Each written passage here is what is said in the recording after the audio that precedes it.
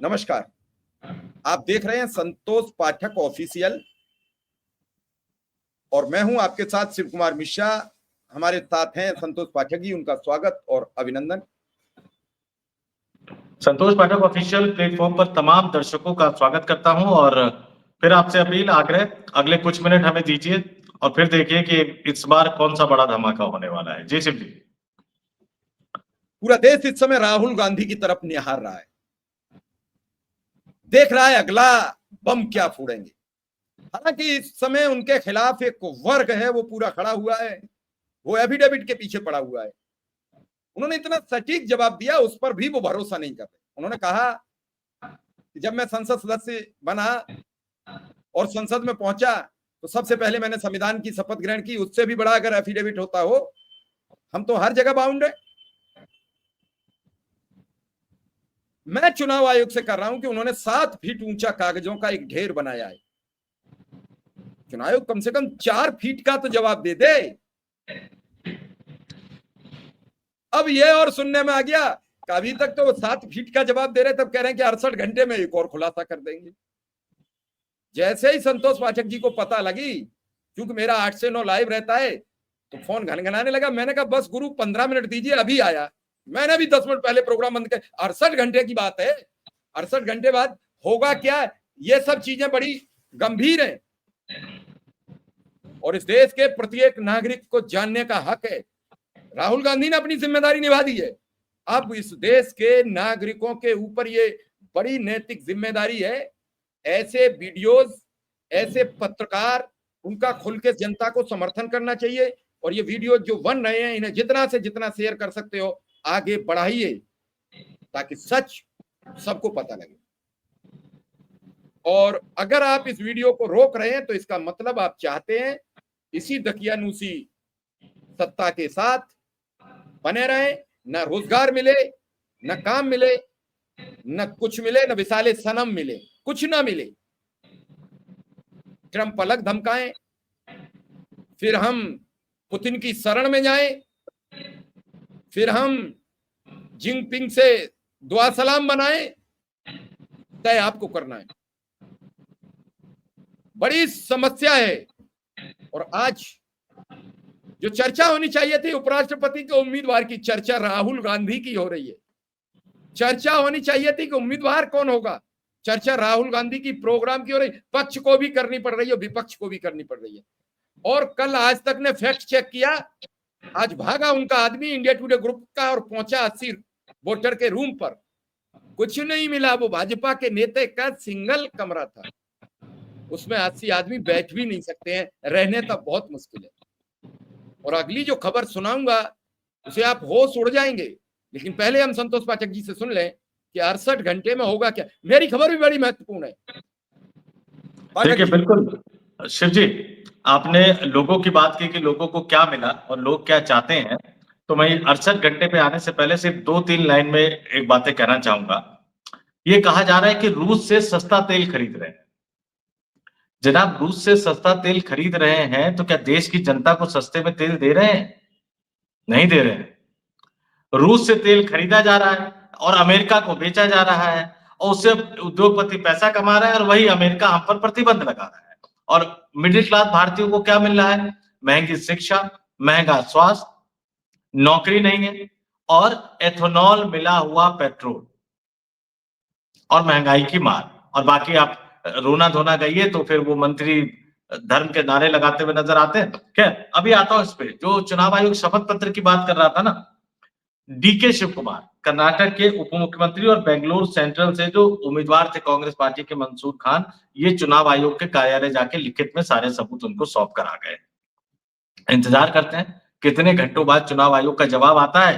हालांकि इससे पहले आपको याद दिला दूं, अखिलेश यादव समाजवादी पार्टी उत्तर प्रदेश में जो विधानसभा के उपचुनाव हुए थे, उन्होंने बाकायदा शिकायत की थी। इससे पहले एक और चुनाव में 18,000 बोगस, 18,000 असली वोटर को हटाने की शिकायत की थी। कुंदरकी में उन्होंने 11,000 लोगों के एफिडेविट जमा करवाए थे। कुंदरकी और मिल्कीपुर दोनों में जो गड़बड़ी हुई थी। और कुंदरकी में जवाब नहीं मिला है, कोई जवाब नहीं मिला, कोई जवाब नहीं मिला। तो खैर, कांग्रेस से शपथ पत्र मांगा तो कांग्रेस ने सारे सबूत रख दिए, उनके सामने रख दिए। लेकिन एक और चीज आ गई, अब होता ना कि जब आप फंसते हो तो फंसते चले जाते हो। दर्शकों के लिए बता दूं कि चुनाव आयोग तो 2024 ही नहीं निपट पाया। राहुल गांधी ने कहा कि 2024 में 25 सीटें ऐसी थी जो 35,000 या उससे कम अंतर से भारतीय जनता पार्टी जीती थी। तो 25 सीट का मतलब 240 में से 25 घटा दीजिए तो कितने बच गए? 215। 2024 ये सब संभाल लेते, चुनाव आयोग कहता कि ठीक है हम जांच करेंगे, बाकी कर लेंगे, तो मामला दब जाता, रफा दफा हो जाता। अब ये 24 में इन्होंने कह दिया कि शपथ पत्र दो वरना देश से माफी मांगो, राजनीतिक दल की तरह। अब 2019 का भी चिन्ह निकल कर सामने आया, और 2019 का चिन्ह कहां से निकल कर सामने आया? कर्नाटक की धरती से। एक वयोवृद्ध नेता ने, मल्लिकार्जुन खड़गे, और मल्लिकार्जुन खड़गे ने क्या कह दिया, जरा बता दो मल्लिकार्जुन खड़गे कौन थे। मल्लिकार्जुन खड़गे 2014 में जब नरेंद्र मोदी पहली बार प्रधानमंत्री बने थे, तो वो लोकसभा में विपक्ष के नेता थे। 2019 के लोकसभा चुनाव में वो हार गए। चुनावी जीत हार तो चलती रहती है, लेकिन जरा मैं बता दूं आपको, 1971 में मल्लिकार्जुन खड़गे पहली बार कांग्रेस के टिकट पर विधायक बने थे, और 1971 से लेकर 2019 तक उन्होंने 9 विधानसभा चुनाव लगातार जीते थे, 2 लोकसभा चुनाव लगातार जीते थे, और 2014 से 2019 के बीच में लोकसभा में विपक्ष के नेता के रूप में जिस तरह से मोदी सरकार की पोल खोलते हुए नजर आ रहे थे, 2019 का चुनाव लोकसभा का उनको हरा दिया गया। आज मल्लिकार्जुन खड़गे ने उस दर्द को भी बयां कर दिया कि मैं लगातार 11 चुनाव जीता, लगातार 11 चुनाव जीता, और मुझे 2019 के लोकसभा चुनाव में हरवा दिया गया। तो अब 24 से कहानी शुरू हुई थी, 19 पर पहुंच गई, और 14 में मैं खुद ही उत्तर प्रदेश की कई जगहों का जिक्र आपसे कर चुका हूं जब अखिलेश यादव सरकार में थे। तो 14 तक भी कहानी पहुंचेगी, और तब हो सकता है कि आज भले ये सत्ता में हो, एक दिन ऐसा आएगा जब कोई सुप्रीम कोर्ट में जाएगा और कहेगा कि 2014 से जब तक कि प्रधानमंत्री रहे, सारे वेतन भत्ते सब वापस दे दो सरकार को, क्योंकि आप वैध प्रधानमंत्री नहीं थे, अवैध प्रधानमंत्री थे। ये एक सबसे बड़ा खुलासा मल्लिकार्जुन खड़गे ने भी कर दिया। ये आप बता रहे हो। दूसरे, आज एक वोटर लिस्ट का पेज सामने आया, सोशल मीडिया पर वायरल हो रहा है। राजकमल जी के 60-65 बच्चे हैं। अब वो सच है कि मुझे नहीं मालूम, या तो राजकुमार जी का जीवित हो डॉक्टरी मुआयना कराया जाए। एक आदमी बड़ा काम का है यार। एक गांव में छोड़ दीजिए, 65-70 बच्चे हो जाएंगे तो 65 परिवार बच जाएंगे, गांव बच जाएगा। राजकमल नगर उसका नाम रख दो गांव का। मकान नंबर 0। पूरा फंसा हुआ खेल में चुनाव आयोग उसमें और छींटे मार रहा है। कहते नहीं कहीं गंदगी पड़ी रही थी, उसमें और ईंट मारना, गंदगी को छितरा देना, यह काम हो रहा है। और ऐसे में कुछ भाजपा समर्थक पत्रकार भी यही काम कर रहे हैं। वो कह रहे हैं राहुल गांधी ने कई बार माफी मांगी है। मेरे अनुमान में अब तक राहुल गांधी ने राफेल के अलावा शायद ही कहीं माफी मांगने की नौबत आई हो। मेरे अपना अनुमान में, हो सकता है मैं गलत हूं, हो सकता है मैं सही हूं, लेकिन चुनाव आयोग को यह क्यों नहीं जांच करवा देनी चाहिए जो राहुल बातचीत कर रहे हैं, और बाद में फोर्जरी का यानी 420 का एक मुकदमा दायर कराया जाए। राहुल गांधी भी रोज बयान देना भूल जाए। भाई राहुल गांधी झूठ बोलते हैं, ये एक वर्ग विशेष के पत्रकार कहते हैं। तो राहुल गांधी सदस्यता कैसे लौटी जो खारिज हो गई थी? वो पूरे 2019 में दोबारा सांसद कैसे नियुक्त हुए? इसी देश में तो थे। और फिर उन पर हर बार नागरिकता का आरोप लगता है, तो फिर चुनाव आयोग उन्हें चुनाव कैसे लड़ा देता है? ढेर सारे सवाल अब सोशल मीडिया से लेके और मुख्य मेन स्ट्रीम मीडिया तक तैर रहे हैं, हवा में कुलबुला रहे हैं। और ये आम नागरिक तक अगर संदेश चला गया, पाठक जी आप जमीन पर जाते हो तो कई चीजें आपको देखने को मिलती हैं। लोग सवाल करते हैं ईवीएम है तब तक भाजपा नहीं हटेगी। सच तो कह रहा हूं, गलत कह रहा हूं? अब लोगों को अब यकीन हो गया है, अब लोगों को यकीन हो गया है शिव जी। और बड़ा दिलचस्प चीज मैं आपको बता देता हूँ, अगस्त का महीना किस लिए प्रसिद्ध है? कल राखी का त्योहार है, बहन भाई के संबंधों का त्योहार है, और राखी के त्योहार के तमाम दर्शकों को बहुत ढेर सारी शुभकामनाएं। भाई बहनों के प्रेम का प्रतीक के त्योहार, भाई बहन के संबंधों का ये त्योहार। लेकिन अगस्त का महीना कई चीजों के लिए और जाना जाता है शिव जी। अगस्त के इसी महीने में महात्मा गांधी ने, बापू ने अंग्रेजों को भारत से बाहर भगाने के लिए भारत छोड़ो आंदोलन शुरू किया था। अगस्त के इसी महीने में 15 अगस्त को भारत को आजादी मिली थी। अच्छा, एक चीज और बता देता हूं हमारे दर्शकों को, युवा दर्शकों को खासतौर से बता देता हूं। अगस्त के महीने में जब महात्मा गांधी ने भारत छोड़ो आंदोलन की शुरुआत की थी ना, तो जिन्ना साहब वाली पार्टी जो थी, मुस्लिम लीग, और सावरकर साहब वाली पार्टी, जिनको वीर कह के लोग संबोधित करते हैं, इन्होंने विरोध किया था महात्मा गांधी के आंदोलन का। एक ने मुसलमानों से अलग रहने की अपील की थी, दूसरे ने हिंदुओं से अलग रहने की अपील की थी। वो तो अच्छी बात ये थी कि हिंदू मुसलमान ने दोनों को अनसुना करके महात्मा गांधी के पीछे चले तो देश को आजादी मिल गई। अब उसी अगस्त में भ्रष्ट चुनाव आयोग अपनी गलतियों को छोड़ो, और मैंने कहा 68 घंटे बाद धमाका, तो 64 घंटे और 68 घंटे बाद दो चीजें। मल्लिकार्जुन खड़गे ने जो कर्नाटक की धरती पर कहा कि 11 अगस्त को यानी सोमवार को चुनाव आयोग के दफ्तर पर इंडिया गठबंधन के सभी नेता मार्च करेंगे और हम, ये सरकार नहीं बचेगी और हम इन्हें जनता से दूर कर देंगे। हम उन्हें सिर्फ गिराएंगे नहीं बल्कि उन्हें सबक भी सिखाएंगे, और ये खराब आर्थिक नीतियों से हमारे देश को बर्बाद कर रहे हैं। और मैं इस खोजबीन में लगा हुआ था शिव जी, कि कल प्रेस कॉन्फ्रेंस की राहुल गांधी, प्रेस कॉन्फ्रेंस करके उन्होंने तमाम तथ्यों को सामने रख दिया। संसद का मानसून सत्र चल रहा है, तो दोनों सत्रों में जो इंडिया गठबंधन के जो फ्लोर लीडर थे उनको बुला के बैठक कर लेते। अब महाराष्ट्र से शरद पवार को, उद्धव ठाकरे को, आदित्य ठाकरे को बुलाया, पटना से तेजस्वी यादव और मुकेश सहनी को बुलाया, श्रीनगर से फारूक अब्दुल्ला और महबूबा मुफ्ती को बुलाया, तमिलनाडु से बुलाया, केरल से बुलाया, उत्तर प्रदेश से अखिलेश यादव, डिंपल यादव और रामगोपाल यादव को बुलाया, इन सबको बुलाया।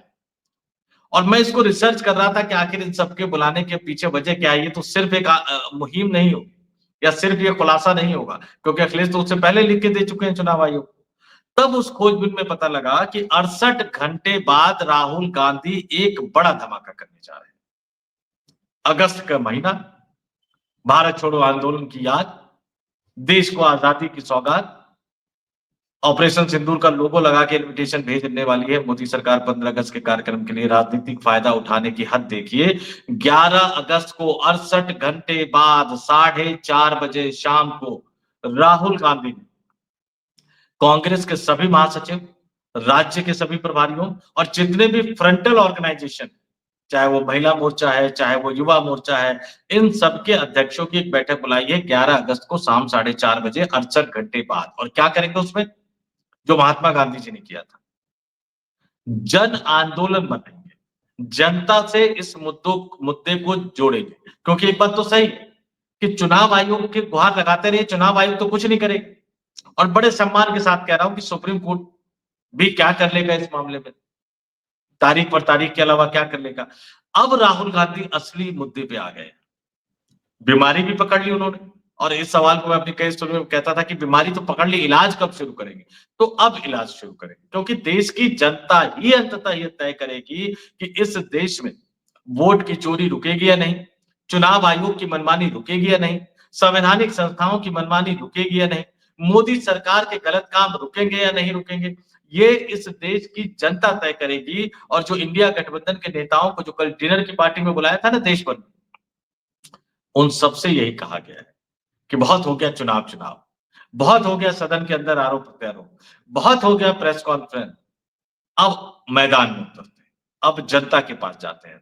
और कांग्रेस पार्टी और इंडिया गठबंधन के 2 दर्जन से ज्यादा दल, शिव जी, अगर जनता के बीच में उतर जाएंगे ना, तो मोदी सरकार के होश उड़ जाएंगे। क्योंकि हर वो आदमी जो गलत करता है वो अंदर से डरा हुआ रहता है। और इस बीच में एक और चीज बता, ये सरकार टिकी किस पे?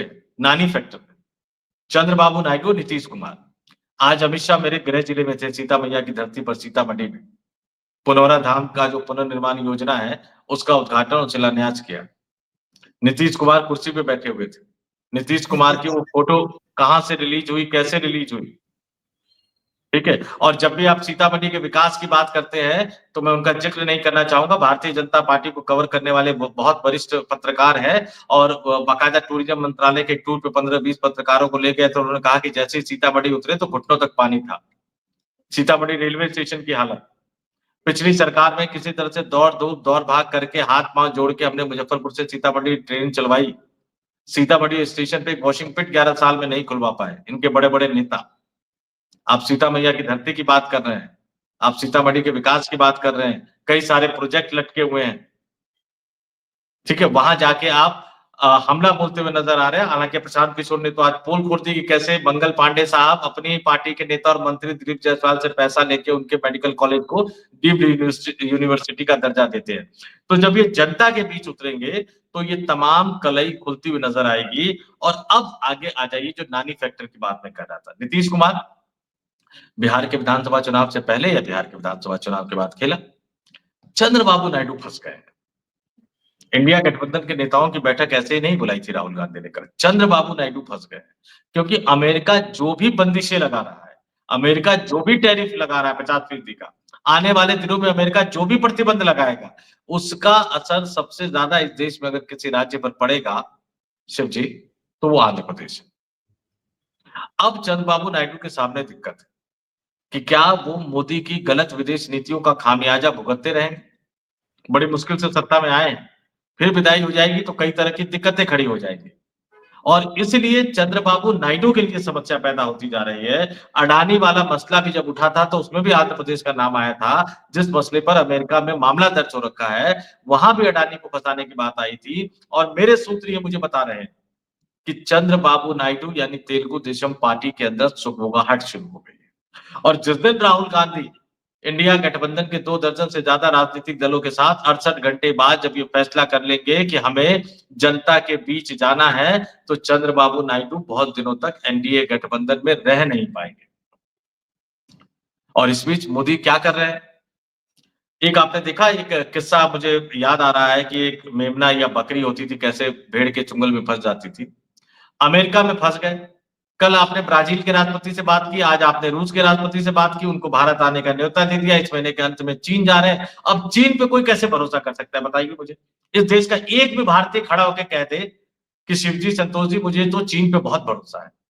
आज कल तक हमसे चीन के सामान का बहिष्कार करने को कहा जाता था, आज कहा जा रहा है कि नहीं, चीन को साथ लेके अमेरिका को सबक सिखाएगी। कैसी विदेश नीति है, मजाक बना के रखती है इन्होंने। मतलब विदेश नीति का इनको एबीसी भी नहीं पता। चीन के समय में नेहरू जी से गलती हुई, जवाहरलाल नेहरू ने संसद के अंदर खड़े होकर अपने जन्मदिन वाले दिन माना था कि हाँ, हमसे गलती हुई। आप जवाहरलाल नेहरू की आलोचना कर रहे हो, उनका इतना कलेजा नहीं है, लेकिन आप फंस गए हो तो फिर वही गलती कर रहे हो। लेकिन इस बार पूरे भारत को इसकी कीमत चुकानी पड़ेगी। भारत के उद्योग धंधे कारोबारियों को, मिडिल क्लास को चुकानी पड़ेगी। एक के बाद एक ऐसी गलती, और सीधे सीधे आप इस देश की जनता को कुछ नहीं बता रहे हैं। तो जो मीटिंग 4:30 बजे होगी, पहले 11 अगस्त को दिन में संसद भवन परिसर के अंदर जैसे प्रोटेस्ट होता है वैसे किया जाएगा। उसके बाद संसद के अंदर उठाने की कोशिश की जाएगी।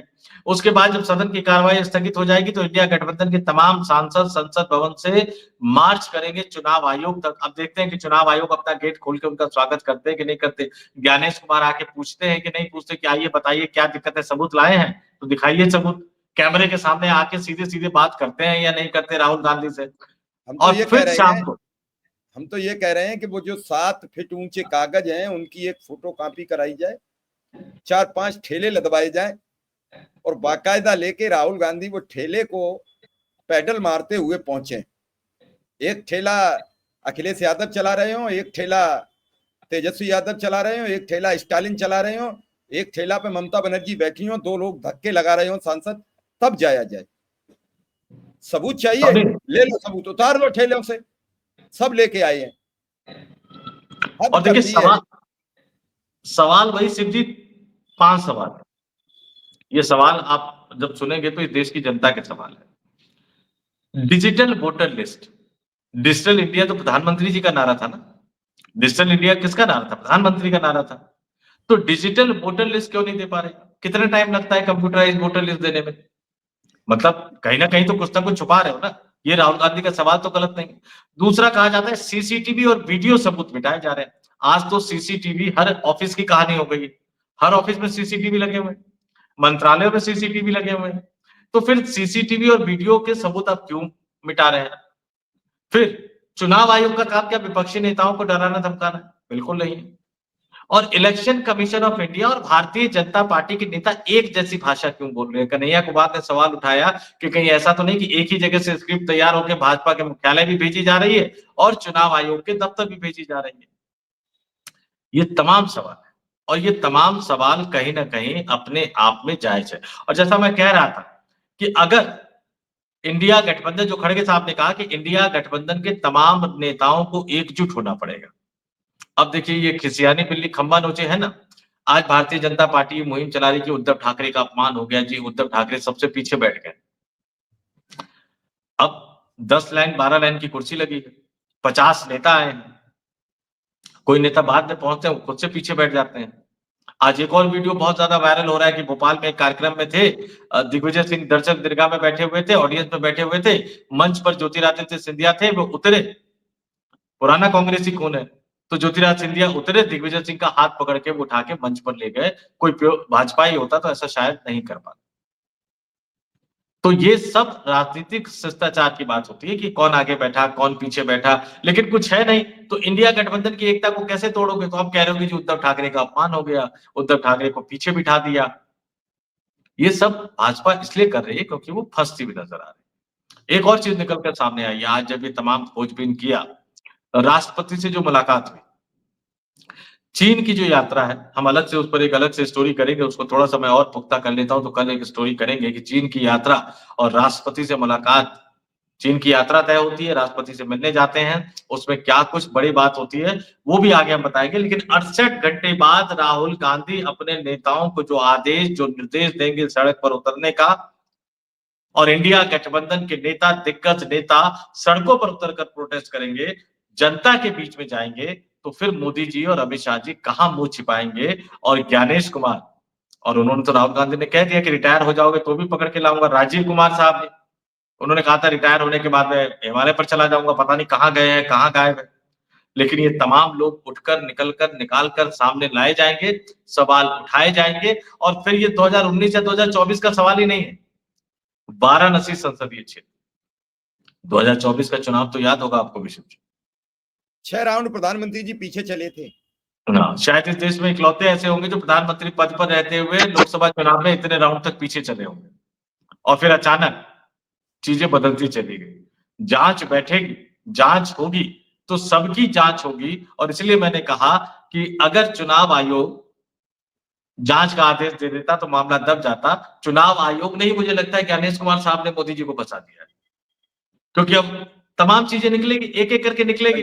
अखिलेश यादव थोड़ी सी मेहनत कर ले सिद्धि, मैं फिर कह रहा हूं, मैं बार बार इस बात को कहता हूं, समाजवादी पार्टी और अखिलेश यादव थोड़ी सी मेहनत कर ले तो वाराणसी संसदीय क्षेत्र का पूरा कच्चा चिट्ठा वो निकाल कर ला सकते हैं, 2014 का भी, 2019 का भी, 2024 का भी। क्योंकि मैं जानता हूं कि वाराणसी संसदीय क्षेत्र में समाजवादी पार्टी चुनाव हारने के बावजूद बहुत मजबूत है, उनके नेता मजबूत है, उनका संगठन मजबूत है, उनके कार्यकर्ता मजबूत है। अगर अखिलेश यादव ठान ले तो 14, 19, 24 फिर नरेंद्र मोदी साहब के पास कहने के लिए कुछ बचेगा नहीं।